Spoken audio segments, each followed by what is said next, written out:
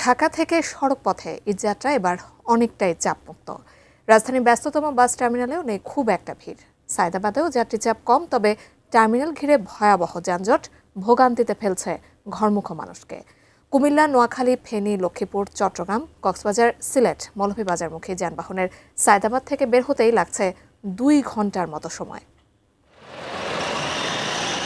ঈদের ছুটি শুরুর দিন হিসেবে উপচে পড়া ভিড় নেই সায়দাবাদ বাস টার্মিনালে। বাসের তুলনায় যাত্রী খানিকটা কম, কিন্তু তারপরেও ভোগান্তি। এর কারণ বাস টার্মিনালে আসতেই দীর্ঘ যানজটের ধকল নিতে হচ্ছে সবাইকে।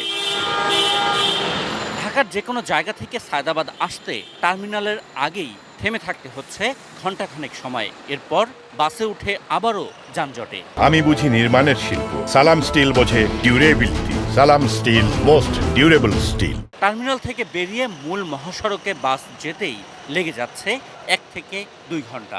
কোথেকে বাস উঠবেন? যাত্রাবাড়ি দিয়ে। যাত্রাবাড়ি থেকে। তাহলে হাঁটতেছেন কেন? জ্যামের জন্য। জামজুট বেশি, এখানে যাত্রী আসতে পারতেছে না। সায়দাবাদ 2 ঘন্টা হয়েছে, 2 ঘন্টা যাত্রী বেশি 20 জন যাত্রী চলে যাচ্ছে নোয়াখালী। টার্মিনাল থেকে বেরোতে মাত্র 2 ঘন্টা সময় লাগছে। 2 ঘন্টা 1 ঘন্টা স্ট্যান্ডে খাড়া দিচ্ছি। আমরা 1 ঘন্টা স্ট্যান্ডে খাড়া দিচ্ছি গাড়ি পেছনের বিড়া। সামনে আগাইতেছি, একটু বাড়ে না। এখনো চট্টগ্রাম কক্সবাজার মহাসড়ক বা সিলেট মহাসড়কে কোথাও তীব্র যানজট না থাকলেও পরিবহন সংশ্লিষ্টরা ভোগান্তিতে পড়ছেন জ্বালানি জোগাড়ে। 80 লিটার তেল খায় লাকসাম থেকে ঢাকা। 80 লিটারের ভিতরে আমরা 40 লিটার হলে 40 লিটার কোথায়? হ্যানতে গেলে 10 লিটার, হ্যানতে গেলে 20 লিটার, হ্যানতে গেলে 30 লিটার। এইভাবে বহুত আমরা ওভারটেক করে আমরা তেল ভাঙ্গা লইতে হয়। 5টা পাম্পের থেকে 125 লিটার তেল পেয়েছে 5টা পাম্পে যাওয়ার পরে। রাজধানীর গাবতলী বাস টার্মিনালও ছিল তুলনামূলক ফাঁকা। দক্ষিণ পশ্চিমাঞ্চলের বেশিরভাগ যাত্রী পদ্মা সেতু ব্যবহার করায় গাবতলীতে যশোর, খুলনা রুটের বাসগুলোতে চাপ ছিল একেবারে কম।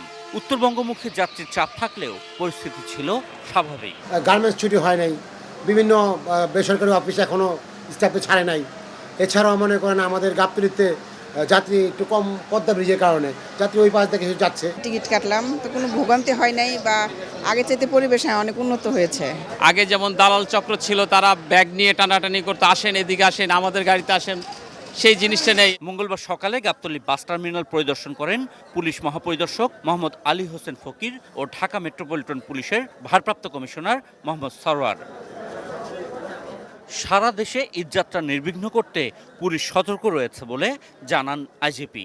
যাতে যাত্রীদের কোনো ধরনের হয়রানি, টিকিটের মূল্য বেশি নেওয়া, রোডে কোনো ব্লকেট না হয়, যানজট না হয়, সেটা এনশিওর করার জন্য কিভাবে আমাদের এই সড়ক ব্যবস্থাপনা, ট্রাফিক ব্যবস্থাপনাকে উন্নত করা যায়, সেজন্য আমরা গুরুত্ব সহকারে কাজ করছি। Ashikur Rahman Apu, ATN news, Dhaka.